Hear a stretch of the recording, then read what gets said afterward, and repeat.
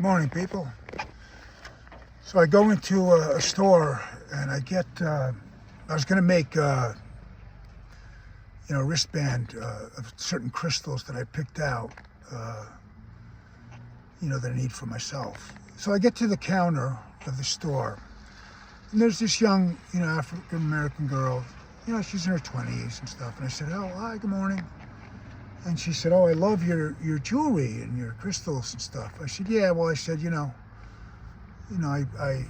picking up, some crystals and stuff. I'm working on my third eye, and stuff like that. Purple amethyst and stuff. "Oh, I have purple amethyst." She goes, "I have dreams, and I have premonitions." And I said, "Oh, what about like the future?" She goes, "Yeah, like things that happen and they come true." But she said, "I have a lot of these negative entities in my dreams and it scares me." And I said, "Wow." I said, "Well, I'm gonna look. Maybe, there's a crystal that wards off those psychic entities from attacking you, So I go out to my car, I look at my phone, and I look at Black Obsidian, It says protection and shielding. It is a widely considered a bodyguard stone that absorbs negative energy, blocks psychic attacks, and shields the aura from toxic environments. So I grab it, and I said, "I'm going to give this to her." So I get out of my car. 2 feet from where I step out of the car, there's ice under me.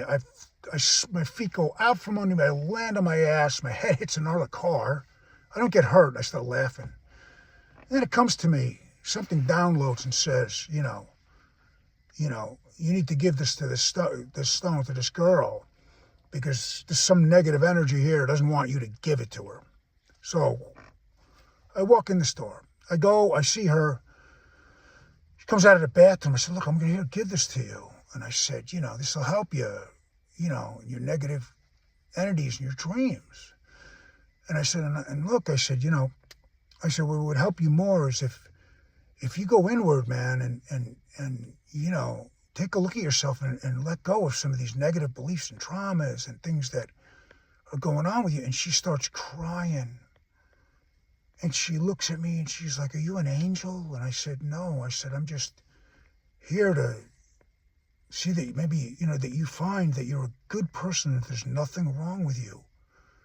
And then you'll unconditionally love yourself and you'll realize you're a soul of unconditional love. And then these abilities you can use to help others." And she couldn't believe it. And so